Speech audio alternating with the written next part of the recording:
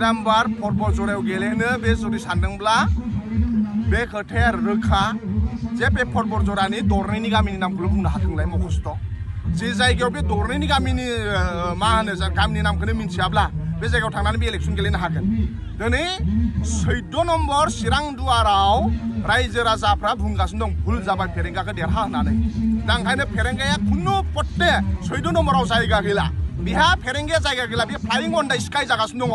हादाबाव गैया, बे अख्राङावसो बिरगासिनो दङ। बिहा फुटबल जरायावबो लेन्ड जानो लेन्ड माने लेन्ड जानो हाया।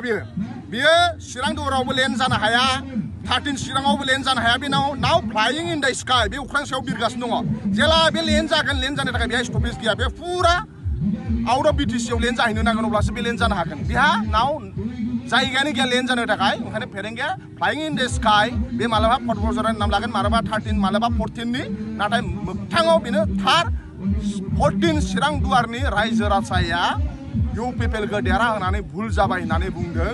मानो होनोब्ला 14 चिरांनि निस्ला दैया जेला दैबाना जादोंमोन, बैनि गामिनि रायजो राजाखौ बियो थांनानै न' बुफायहैदों, रायजो जानाय बेसादखौ। दिनै बै गामिनि 14 चिरां दुवारनि मानसिफोरा मालाबाबो बावा जे फेरेंगानि थाखाय थानो थाखाय बर'आ गावनि देशआवनो न' गैया जादों। फेरेंगानि थाखाय मा होनो जोंनि गथ'आ उन्दुनो थाखाय न' गैया जादों। सोरनि थाखाय जादों? फेरेंगानि थाखाय जादों। ओंखायनो 14 चिराङा मालाबाबो फेरेंगाखौ एक्सेप्ट खालामा। ओंखायनो बे नाव फ्लाइं इन द स्काई, बेयाव बबाव लेन्ड खालामो नायनोसै। फुटबल जरायाव लेन्ड खालामोबा खालामथों, बाव जोंहा BPF बिराद स्ट्रंखा। अबाव लेन्ड खालामो बेखौ जों नेगासिनो दङ। Thank you. गिबियाव दाखालि जे 10टा कलेज जाबाय, जे आसाम सरकारा लाबाय, बेनि थाखाय जों BPF दोलोनि जानानै आसाम सरकारनि चिफ मिनिस्टार मानगोनां हिमन्त बिश्व शर्मा, सोलोंथाइ मन्त्रि डक्टर रनज पेगु बिथांमोनखौ BPF दोलोनि जानानै साबायखर बावबाय। दा सम सम मानाव गेदेर हाग्रामा महिलारि साराजि समाव सरकार सालायनानै दंमोन BTC आव। बे समावबो 10टा प्रभिन्सियेलाइज कलेजाव साइन्स स्ट्रिम सोदेरनाय जादों। बेनि उनाव BTC नि बायहेरायाव बर' डिपार्टमेन्ट 10टा कलेजाव बेबायदि लानाय जादों। दा ओंखायनो आसाम सरकारा सम सम पलिसि लाबोदों। बेबायदि 10टा BTC नि बायहेरानि बर' डिपार्टमेन्टखौ प्रभिन्सियेलाइज खालामनाय, 10टा प्रभिन्सियेलाइज कलेजाव साइन्स स्ट्रिम सोदेरनाय। दा आरो 10टा कलेजखौ जाय लाबाय आसाम सरकारा, जों BPF दोलोनिफ्राय बिथांमोनखौ जों साबायखर बावहरबाय। नाथाय दुखुनांथाव बाथ्राया बेसो, BTC नि जाय चिफ जानानै दङ प्रमद बर' UPPL सरकारा, बिथांमोनहा बेखौ 6.3 क्लजेसनि गेजेरजों जादों। दा दिनै 6.3 क्लजेसनि गेजेरजों जादोंब्ला मानो 10टा कलेजाल' जानो नांगौ? गोबां कलेज दंबावोमोन, जे कलेजाव जोंनि फोरोंगिरि बिथांमोना गोबां कन्ट्रिबिउसन होबाय। गोबां जोंहा हाई स्कुल भेन्सार दङ, सिनियर सेकेन्डारि भेन्सार दङ, LP स्कुल भेन्सार दङ, बा हाई स्कुल ME स्कुल भेन्सार दङ। दा ओंखायनो दिनै फ्राय गोबां कलेजफोरा थालांबाय। मानो थाखाय थालांखो? 6.3 बिदि क्लजेसनि गेजेरजों जादोंबा उइदाउट कन्डिसन जानो नांगौमोन। दिनै महामाया डिग्री कलेजाव बिथांमोना गोबां फरायसा दं, नाथाय फुटबल जरानि महामाया डिग्री कलेजा दिनै थालांबाय। दिनै मा होनो बाक्सा डिग्री कलेज होननानै बागानपारानि डिग्री कलेजा दिनै थालांदों। आरो बेबायदिनो रौता कलेजा थालांदों, जारागुरिनि गबिन्द बसुमतारी मा होनो कलेजा थालांबाय, गसाइगाव BEd कलेजा थालांबाय, क'क्राझार MEd कलेजा थालांबाय, बिदिनो बिजनीनि BEd कलेजा थालांबाय, बिदिनो टंलानि BEd कलेजा थालांबाय। दा ओंखायनो जोङो दुखु मोनदों UPPL सरकार सालायनाय मानाव गेदेर प्रमद बर'नाव बिथांनाव अननाय गैयै अन्थाइ बिखा।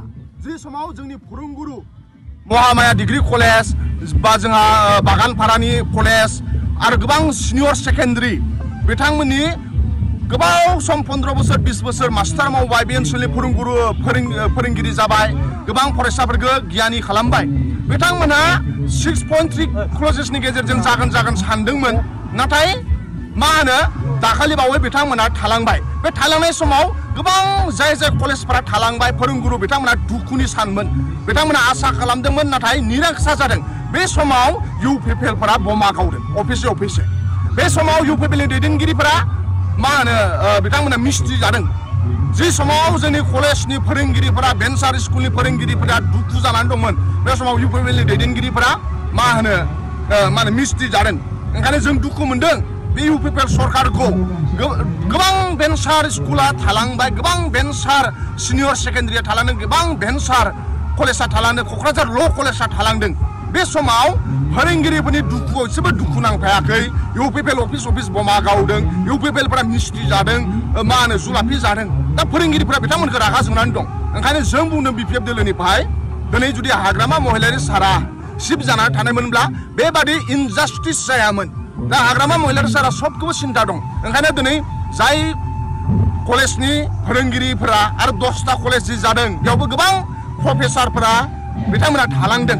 ओंखायनो जोङो बे चेनेलनि गेजेरजों बुंनो सानदों दिनै जि कलेजा लाजाबाय 10टा कलेज माखासे प्रफेसारफोरा थालांबाय, एसिस्टेन्ट प्रफेसारफोरा थालांबाय, बिथांमोना गोसो बायनो नाङा। जाय कलेजा दिनै थालांबाय इउपिपिएल सरकारनि लोरबांनि थाखाय प्रमद बर'आ दिसपुराव थानानै जेला सावरायो अकल गावनि सिटनि चेयारनि खोथाखौल' बे सानो, फोरोंगिरिफोरनि खोथाखौ लानानै बिथाङा साना। ओंखायनो बै फोरोंगिरिफोरखौ बे चेनेलनि गेजेरजों जों खावलायहरो, जों बिपिएफआ नोंथांमोननि दुखु समाव जों अराय सम दुखु जाफादों। आरो जोंना बिपिएफ सरकार फैनायनि उनाव हाग्रामा महिलारि सार शिफ्ट जानायनि उनाव जोंनि मेन प्रायरिटियानो जागोन फोरोंगिरिफोरखौ समाजाव सन्मान होनाय आरो फोरोंगिरिनि जेंनाफोरखौ फोजोबनाय। भेन्सार स्कुल, भेन्सार कलेज, भेन्सार सिनियर सेकेन्डारिफोरनि जेंनाखौ फोजोबनायानो जोंनि बिपिएफनि मेन प्रायरिटि। ओंखायनो नोंथांमोना दिनै दुखु मोननानै दं, नोंथांमोना इउपिपिएलखौ रागा जोंनानै दं, नोंथांमोना प्रमद बर'खौ रागा जोंनानै दं। रागा जों, बेयो उनाव खामानि होगोन। जि समाव नोंथांमोनाबो दिनै डेम'क्रेसियाव दिनै इउपिपिएलआ नोंथांमोननि दुखुखौ बुजियाखै। दिनै इउपिपिएलआ प्रमद बर'आ फोरोंगुरुफोरनि दुखुआव बुजियाखै। बिथांमोना मिस्ट्रि जादों, बिथांमोना रसगल्ला जादों। बै फोरोंगिरिफोरा दुखु मोननानै दं। बे दुखुखौ नोंथांमोना फिनानै दोन, फैबाय थानाय समाव खामानि होगोन। हाग्रामा महिलारि सारा अराय सम नोंथांमोनजों दङ। बिपिएफ राजखान्थि दोलोआ जों अराय सम नोंसोरजों दङ। बिपिएफ जेला सरकाराव फैगोन अब्लानो जोङो मेन प्रायरिटि होनानै साफ्रोमबो भेन्सार स्कुलाव जे मास्टार मावबाय थानाय गेदेमा फोरोंगिरिफोरनि मा होनो प्रब्लेमखौ बा बिथांमोननि प्रब्लेमखौ सलुसन खालामनानै जोंनि मा होनो प्रायरिटि जागोन होननानै जों नोंथांमोननि बे चेनेलनि गेजेरजों जों बुंहरबाय।